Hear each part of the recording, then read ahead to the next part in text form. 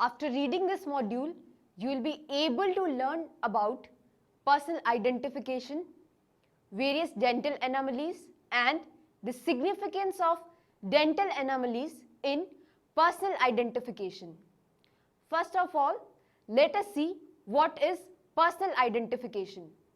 The analysis of dental remains can provide information pertaining to the age of the individual as well as identity through comparison to ante-mortem records. Teeth are amongst the most resilient structure of the human body. As such, forensic odontologists are often called upon to undertake an examination of dental structures in order to establish an identification of remains based on the comparison of dental records.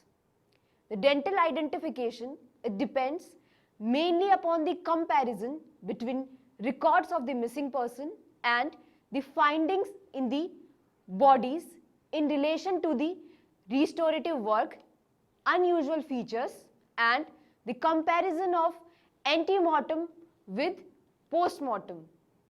So students, before starting the significance of dental anomalies in personal identification, let us just study the basics of personal identification. The identification of a person or dead body means the recognition of the person or dead body. It is based on the certain physical characteristics that is unique to that individual only. It may be complete or it may be partial. The complete identification means the absolute fixation of the individuality of a person, whereas partial identification, it refers to the ascertainment of only some facts. For example, it can give detail about the race of a person, sex of a person, age and stature of a person, while the other factors, they remain still unknown. When we talk about the personal identification, the next question arises where the personal identification is required. So here is the answer. In the dead, identification is required in cases of fire, explosion and different kind of accident. It is also required when an unknown dead body is found and it requires identification.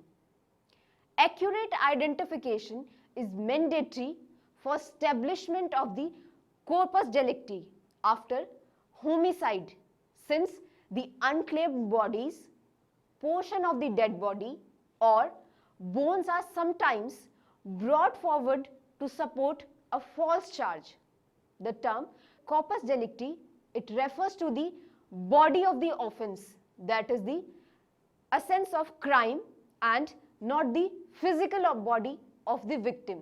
And in the case of the homicide, it includes the positive identification of the body and proof of the death by a criminal act of the accused.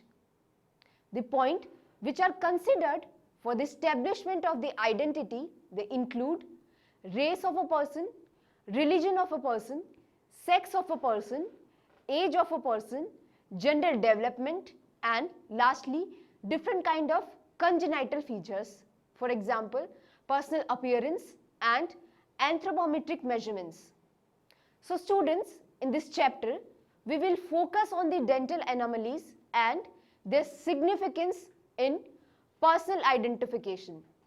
Let us see what is forensic odontology. C.K. Parekh, in his textbook of medical jurisprudence, forensic medicine and toxicology, he stated that forensic odontology, it deals with the science of dentistry, especially the examination of teeth as it relates to the law. The subject normally concerns with the identification of person from data of their teeth pattern, and it also concerns with the investigation of the criminal cases where bite marks are involved and the identity of the biter is sought. The teeth, they also provide evidence as to the age of the individual which helps in establishing his personal identity. It also helps in establishment of his general facial characteristics and his economic status from the condition of the teeth and type of the dental repair. And sometimes it also tells about the occupation of a particular individual. Loss of teeth due to the assault, it constitutes the grievous hurt. Teeth help in establishing identity because each adult has 32 teeth with 5 surfaces, each with their own characteristic of shape, size, position and spacing, with the result that no two sets of the teeth are exactly alike. Teeth extracted after death, they leave a completely different socket from those removed during life. When a tooth is removed or dental work of any sort carried out, the teeth pattern is changed and its record may exist with the dentist. In the natural decomposition, teeth are practically indestructible. The identification from the data of authenticated teeth, it depends entirely upon the accuracy and completeness of authenticated records which are made during the life of an individual. The records which is recorded, it includes the number and situation of the teeth that are present. It also includes the number and situation of the teeth that are lost, including evidence of how long they have been lost. And the records include the arrangement, irregularities, any kind of erosion, caries and fillings. In addition, it includes the bridge, crown work and any kind of denture, that is artificial teeth. Lastly, the record also consists of the exact shape of the edentulous jaws. A dental radiograph, when available, it constitutes one of the most valuable pieces of evidence for identification purposes. Panorex X-ray technique. This technique provides the excellent pictorial dental record that is easily understood by laymen. The computer assisted post-mortem identification, that is CAPMI. This system compares the dental records of the victims of mass disasters and enables the rapid identification of air crash, flood and explosion victims. Some of the common identifying features of the teeth, they pertain to the faulty development, faulty alignment, presence of stains, localized wear of certain teeth and missing teeth. First, we will talk about the faulty development. Teeth may be undersized, oversized, notched or present some other irregularity as a result of faulty development and malformation. Hutchinson's teeth, they constitute a classical example of malformation of the incisors in congenital syphilis. The changes are most conspicuous in the central incisors, which are usually small, widely spaced, notched and less broad at the cutting edge than at the gum margin, giving them the appearance of the tip of the screwdriver. Next, I'll tell you about the faulty alignment. The defect in the alignment of teeth may be present in the space between the teeth, for example, widely spaced teeth, overriding teeth, and it could also be present between the teeth of upper and lower jaw. When there is a protrusion of upper incisors resulting in the overlap of the lower incisor, the bite pattern is known as overbite. The reverse pattern is also known as cross bite. Next, you will be knowing about different kind of teeth stains. Pen chewing habit stains the teeth with dark, brown or black deposit. yellowish or dark brown stains on the back of the incisors. They are the most common in the cigarette smokers. Chalky white or yellowish brown areas of discoloration, striations and mottling on the enamel are found in the fluorosis, where the person is taking excessive fluoride. Metal poisoning may also cause pigmentation of the gums and thereby it suggests a cause of death. Copper causes a green and mercury and it led a blue-black line on the gums. Gum hyperplasia included by the phenytoin may aid in the identification and it also suggests the epileptic seizure as a cause of death. The next we'll discuss localized attritions. A pipe smoker, they have localized wear of teeth either on the incisor or at the angles of the mouth due to the position of the pipe. Notched incisors from holding thread, pins or nails between teeth on a day-to-day basis may suggest that a female was a tailor or she was a hairdresser or a male was a cobbler. The next abnormality is the missing teeth. In the decomposed bodies or in the skeletal remains, the teeth commonly loosen from the bony socket and they are found in the surrounding soil. Such displaced teeth should be saved and they should be properly labeled. Now, we'll talk about different kind of dental anomalies. First, I will tell you what the dental anomalies is. Dental anomalies is defined as the abnormality of the form, function and the position of the teeth and the associated structure. Identification of human is also supported by forensic odontology and anthropology. In many cases, when the soft tissues are destroyed, carbonized or absent for whatever reason, bones and teeth, they become the only source of information.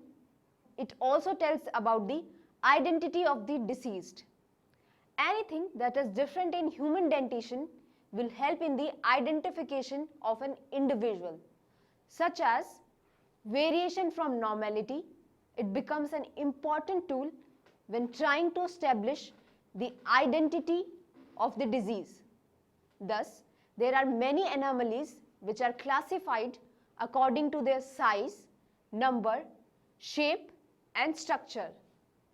Next, you will be knowing different kind of development disorders of the teeth, and these disorders include anomalies of size such as microdontia and macrodontia.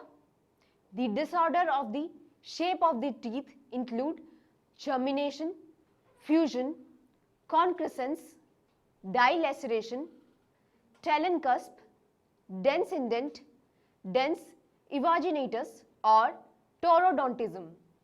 Whereas the development disorders also include the disorder of number of teeth such as anodontia, supernumerary teeth, predeciduous dentition and post-permanent dentition. Lastly, the anomalies of the structure of teeth, it include amelogenesis imperfecta, environmental enamel hypoplasia, dentinogenesis imperfecta and dentine dysplasia. First, we will talk about the anomalies of size. Depending upon the size of the teeth, the anomalies of the teeth, they can be classified into microdontia and macrodontia. Microdontia is a term that is used to describe the condition in which a single tooth appears to be smaller than the normal size of teeth, that is beyond the limit of variation. This microdontia is again divided into three types. First is the true generalized type.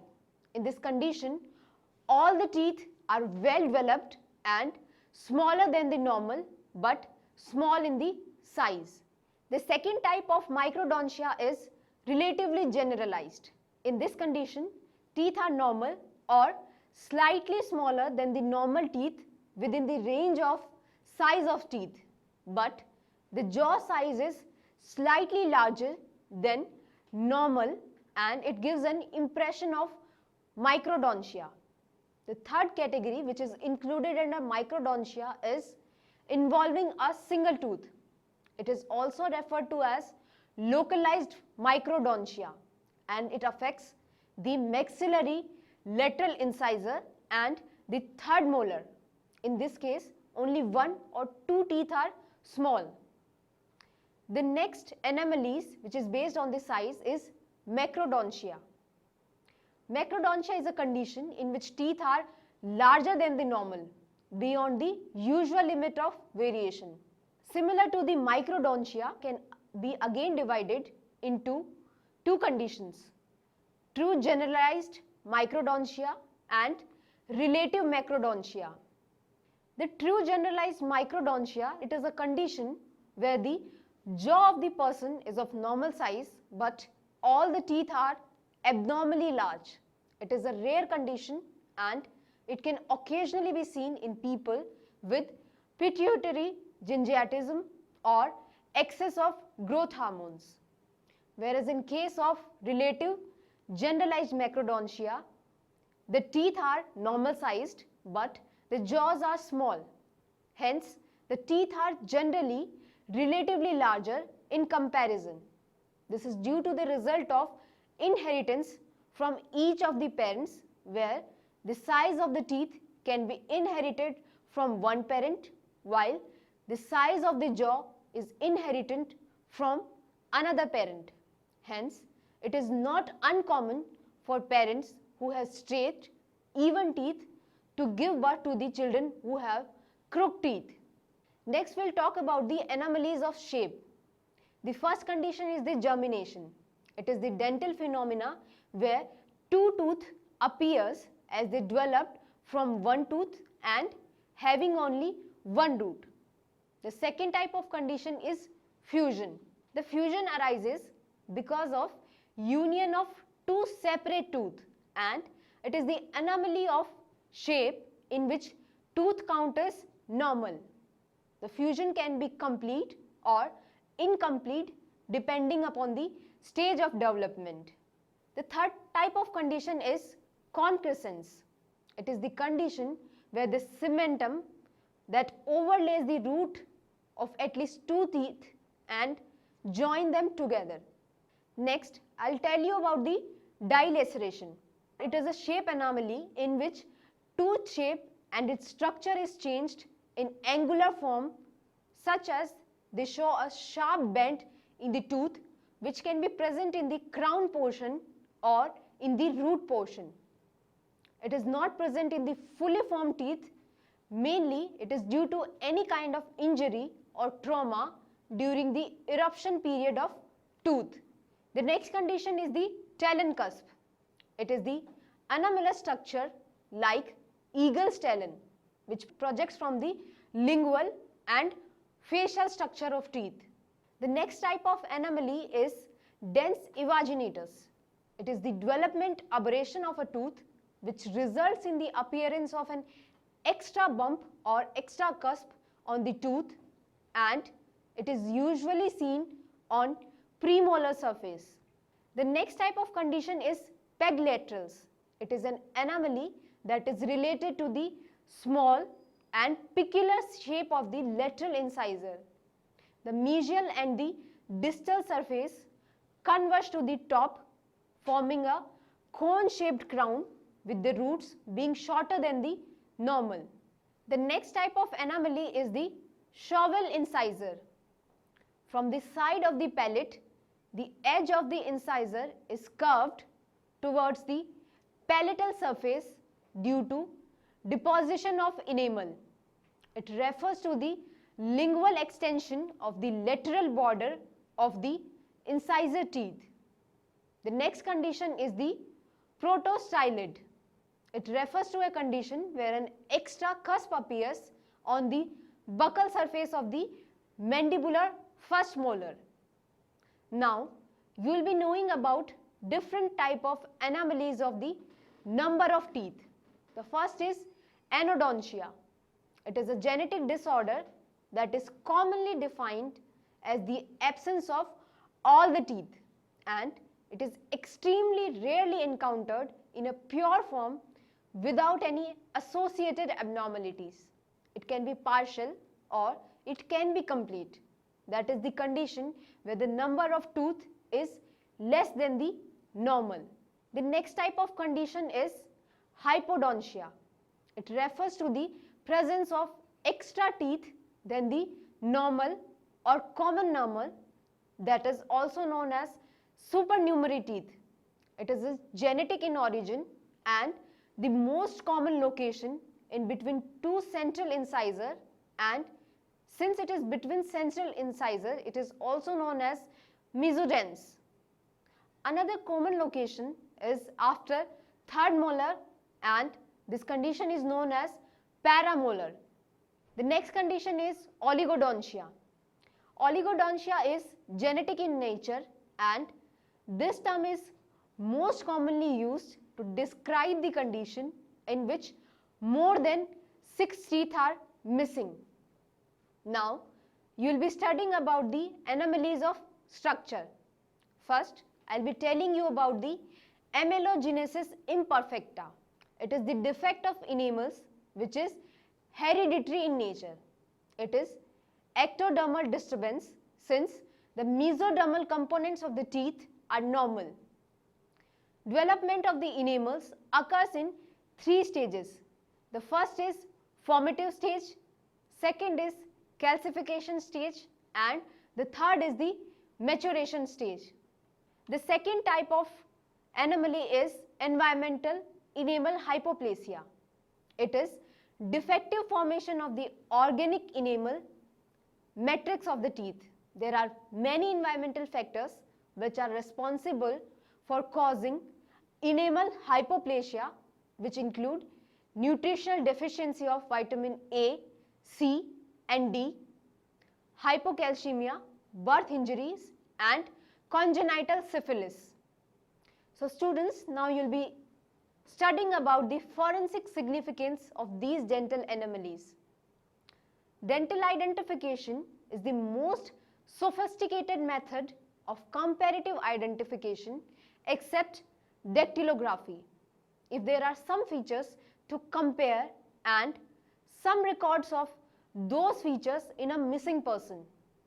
Teeth and jaws are usually projected from fire and mechanical trauma, and these are highly resistant to post-mortem destruction and decomposition.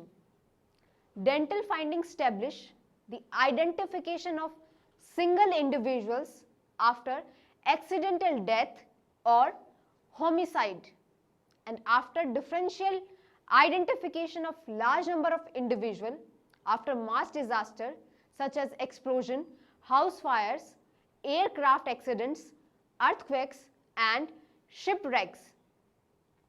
Teeth are useful in determining the sex and blood group from the cell pulp cavity. Loss of the tooth due to assault is grievous hurt and it can act as an identity of any person. Denture, partial or complete are useful in identification, especially if they have patient's name or code number included in them. Bite marks can work as circumstantial evidence and can help in linking the criminal with the crime. So students, now let us see what we have studied in this module. The dental identification depends mainly upon comparison between the records of the missing person and findings in the bodies in relation to the restorative work, unusual features and comparison of ante-mortem with post-mortem. Identification of a person or dead body means the recognition of the person or dead body. It is based on certain physical characteristics unique to that individual only. It may be complete or it may be partial. Forensic odontology deals with the science of dentistry especially the examination of teeth as it relates to the law. The subject normally concerns with the identification of person from data of their teeth pattern and the investigation of the criminal cases where bite marks are involved. The identification from data of authenticated teeth depends entirely upon the accuracy and completeness of authenticated records which are made during life. Some of the common identifying features of teeth pertain to the faulty development, faulty alignment, presence of stains, localized wear of certain teeth and missing teeth.